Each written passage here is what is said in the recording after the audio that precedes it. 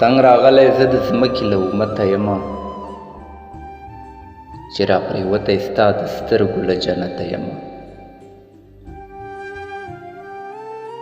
چاته د پورته کتو هم نه یم ستا له وجې د ملامته جانان سترګې یم ښکته یم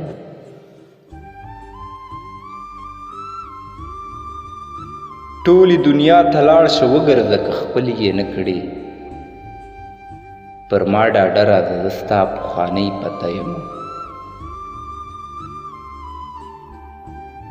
آب حیات راته په کار ستا د کوثرې خولې دي زه جل وهلی یو محروم له دې رحمته یم تا کړی ضد دی بشیرمله چې غږېږې به نه